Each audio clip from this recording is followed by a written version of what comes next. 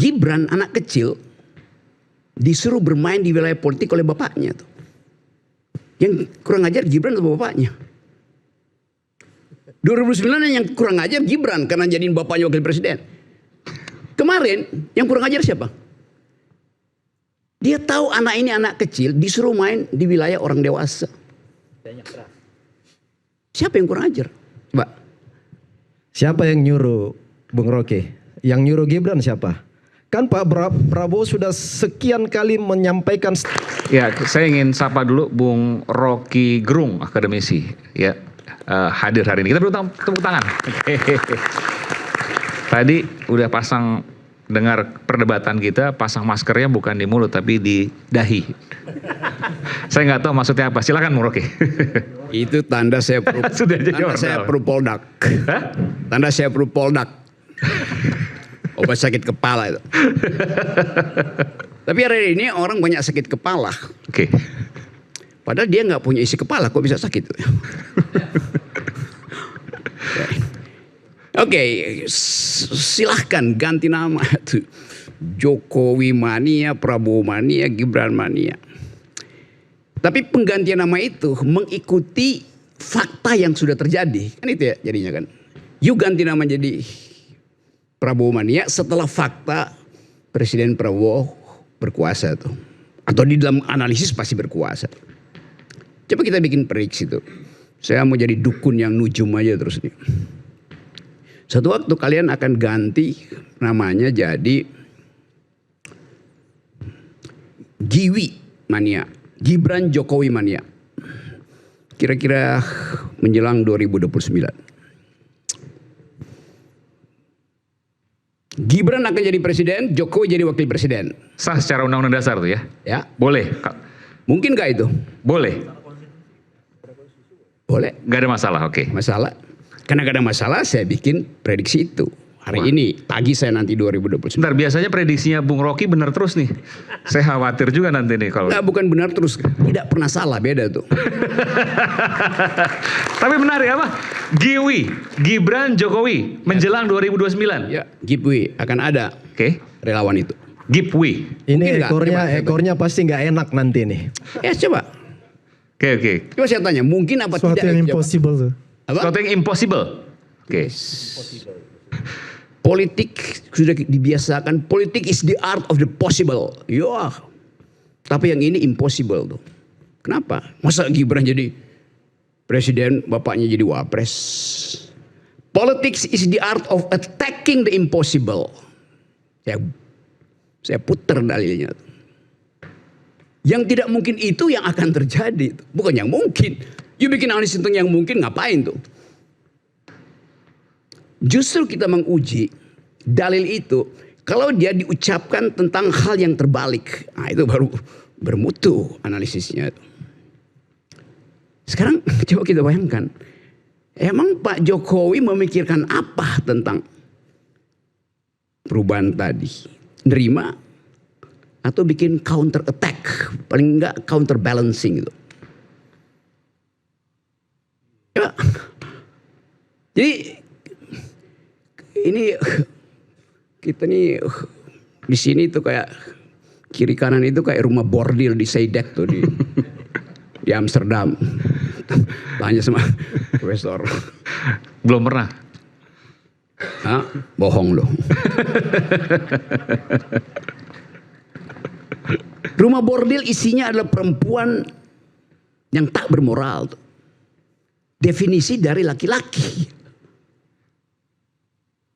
Tapi gimana kalau laki-laki didefinisikan oleh yang hidup di rumah bordil ini? Lampunya aja atau molang rose itu merah tuh. Merah putih itu Bung Rocky maksudnya. Ya nggak ada soal di situ. Tapi lampu merah artinya red district, red light district, distrik remang-remang. Tapi kita mau bayangkan sebetulnya politik itu di dalam kesubliman definisi itu. Ya Prabowo akan ambil jarak tuh. Ya Jokowi akan nyusun ke apa namanya fight back. Tapi apa poinnya? Demi apa itu masalahnya? Kalau Presiden Jokowi akhirnya dikalahkan oleh kemarin pergantian, Yang kita bilang radical break, tapi sebetulnya itu partial break, bukan radikal. Belum radikal itu. Ya orang menganggap itu bagian dari seri. Tapi yang saya maksud radical break artinya satu kali dalam satu kesempatan terjadi perubahan kualitatif di dalam kabinet dan dalam ide pemerintah. Presiden Prabowo bisa bikin berkali-kali reshuffle. Tapi itu penjumlahan dari partial break. 1000 partial break digabung itu bukan radical break. 1000 bajai dijejere itu bukan mercy. Kan orang nuntut itu. Orang mau lihat bagaimana sebetulnya presiden itu memahami bahwa ada jarak yang makin lebar.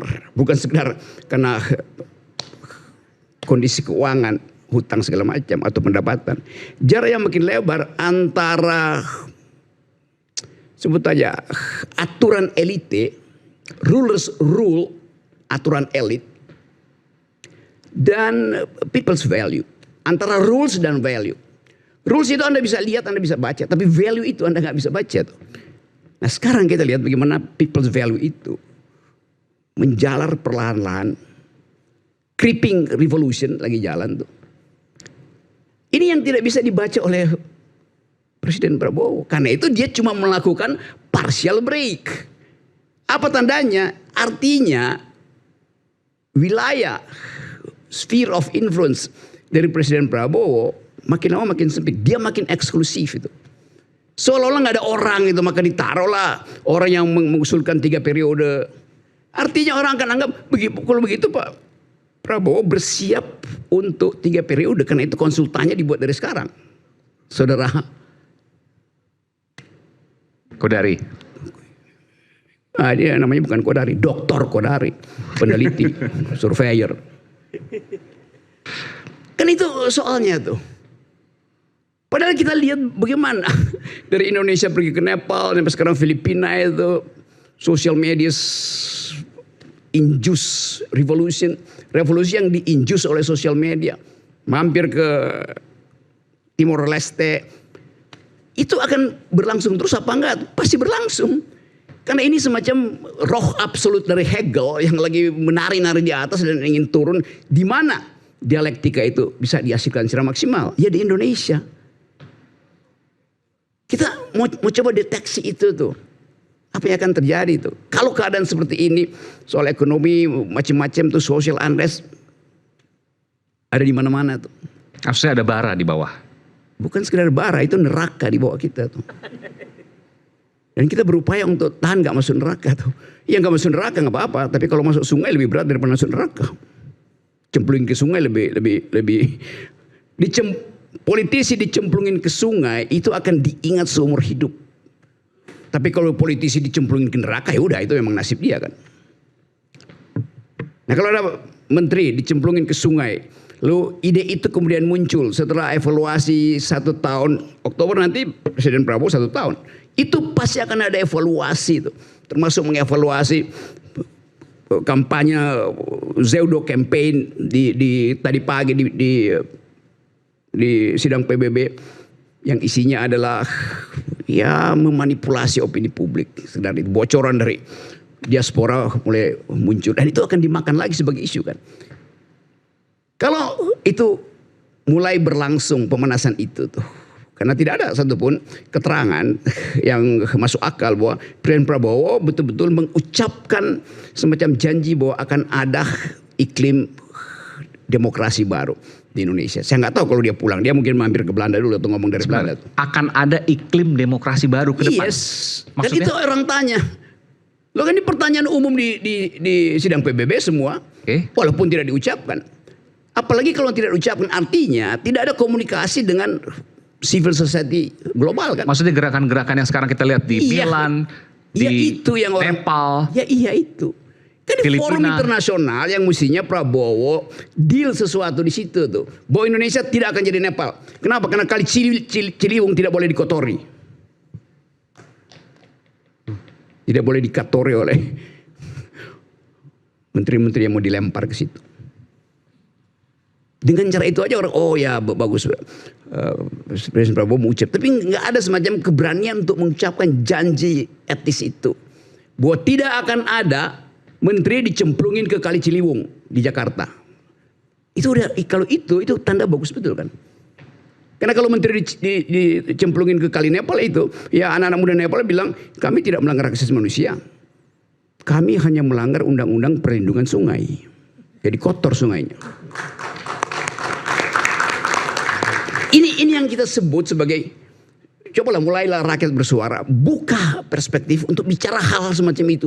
Bukan yang remeh-temeh ya, mau barak ya, mau segala macam tuh. Ngapain? Demi apa poin itu? Kita mesti lihat kepastian bahwa Presiden Jokowi tetap diincar oleh public value itu karena dia bagian dari rule yang panjang.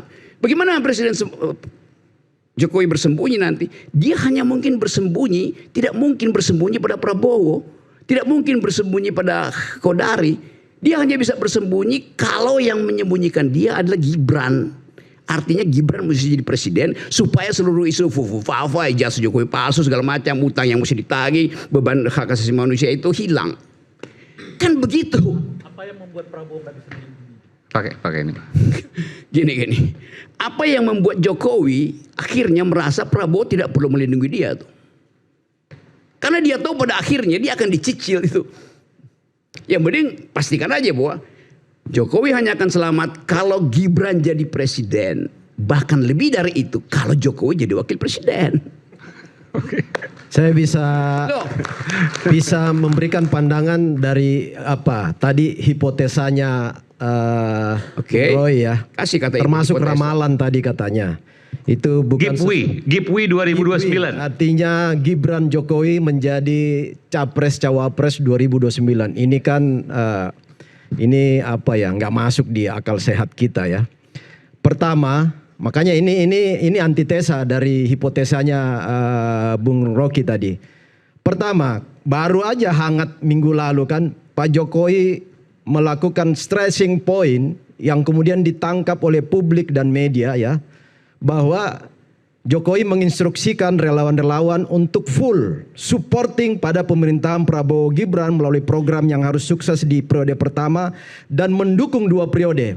Statement itu saja sudah menggagalkan hipotesa Bung Rocky bahwa nggak mungkin Gibran 2029 akan didorong menjadi presiden.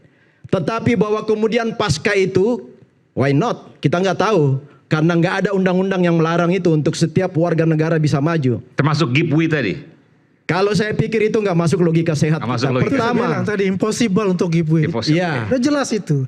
Karena Walaupun instruksinya semua 2034 misalnya itu mustahil karena begini kan.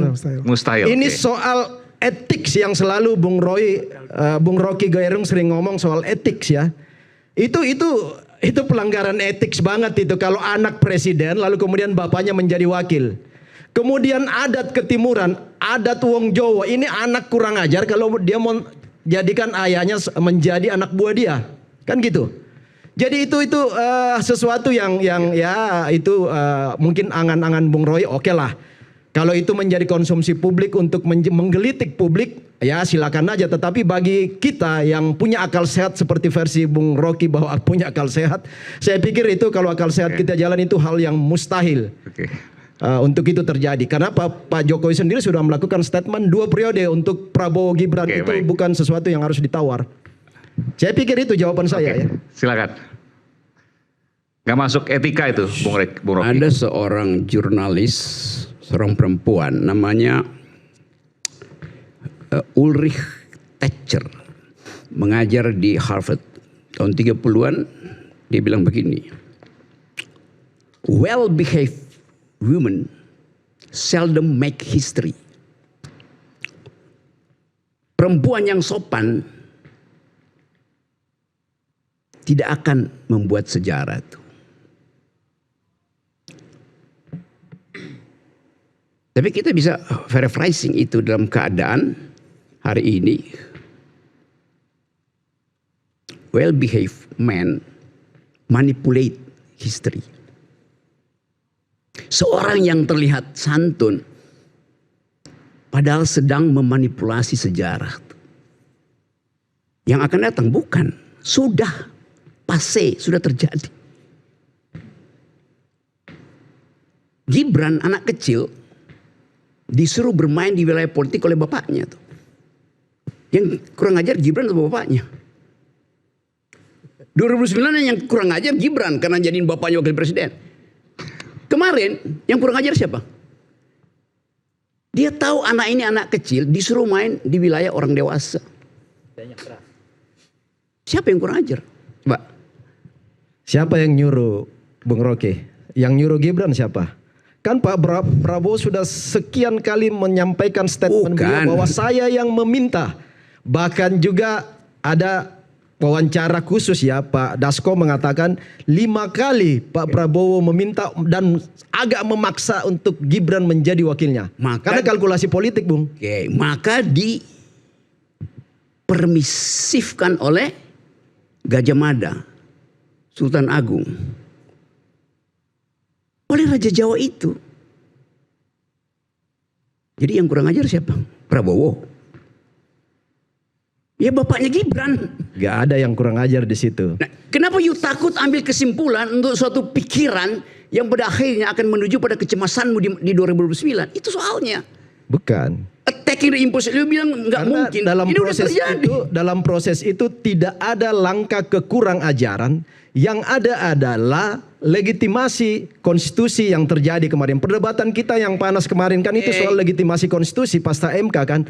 Memberi ruang untuk semua anak muda bisa maju. Yes. Gibran dan Jokowi 2009 juga nggak ada melanggar konstitusinya sih. Oke, saya lanjut ya perlahan-lahan. Monggo. Jokowi tidak melanggar konstitusi. Karena bahkan dia berpikir demi semua anak muda, maka mesti ada contoh, yaitu anaknya sendiri. Oke. Padahal dia masih anak-anak, sampai sekarang masih anak-anak. Artinya Jokowi tidak melanggar undang-undang dasar, dia melanggar undang-undang perlindungan anak. Ini pertanyaan. Yes, man. Undang-undang perlindungan anak bagaimana, Mas Rocky? Ya. Beliau saja sudah masuk dalam ranah politik sebagai wali kota. Ya. Dan dia diminta nih ya oleh Pak Prabowo langsung apa yang dikatakan tadi, ya. Tidak ada dia menawarkan dirinya ataupun bapaknya menawarkan, ini loh anak saya, jadikan dia sebagai apa? Sebagai wakil presiden. Tidak. Beliau hanya mengatakan anak saya itu cocoknya, kalau paling mentoknya itu adalah gubernur Jawa Tengah. Karena apa? Sifat dia sebagai seorang Jawa. Gitu loh. Kalau ini tendensius sudah mengarahkan bahwasanya beliau itu adalah anak kecil. Kata-kata anak kecil ya. Kalau kita bayangkan itu adalah umur-umur yang 5 tahun, ya, 10 tahun. Beliau ini umurnya sudah berapa? Jelang 40. Artinya dan sudah melalui batas-batas dari kedewasaan itu. Dan politiknya dia sudah melalui itu. Sebagai apa? Sebagai kalau sebelum undang-undangnya diubah oleh Mahkamah Konstitusi, ya Gibran itu masih termasuk kategori yang enggak masuk umur. Ya. Iya makanya. Betul Bung Rai. Makanya kan Republik ini, anak-anak bangsa ini harus diajarin untuk tunduk pada konstitusi. Makanya langkah-langkah konstitusional kemarin itu semua bagian dari proses politik. Dan nggak ada yang disalahi dalam proses kemarin. Dan itu keniscayaan yang terjadi karena situasi politik pada saat itu yang membuat hal itu terjadi. Harusnya diajari juga jangan mengintervensi peraturan pada saat Anda berkuasa. Dan nggak ada pembuktian terhadap statement Bang Dido itu, nggak ada. Nggak, siapa yang bisa membuktikan bahwa ada intervensi terhadap regulasi maupun itu bantahan politik yang tidak mungkin bisa dibuka. Kita tahu pembicaraan di balik layar politik itu lain dengan di depan. Itu clear. Itulah yang saya katakan tadi. Apa persepsinya dari Bung Ray Rangkuti itu di depan yang dilihat. Apakah background seperti apa? Bagaimana hubungannya Pak Prabowo seperti Anda dengan membantah. Mas Gibran? Tidak ada titipan Jokowi. Bagaimana itu adalah panggung depan politik. Panggung belakang tidak ada yang tahu. Panggung belakang ada yang tahu kan? Ya, makanya jadi bantahan di depan panggung politik itu belum tentu sama dengan di belakang panggung. Ya, betul. Yang jelas dikatakan mustahil oleh Bung Andi. Saya katakan Oleh mustahil. Bung David Ya. dan dikatakan positif atau mungkin saja possible oleh Bung Rocky Gerung. Gibran Jokowi 2029 tidak menyalahi Undang-Undang Dasar 45. Kita akan Oke. bahas setelah jeda. Oh iya, saya apa? Setelah jeda kita akan bahas. Oke. Ya, nanti.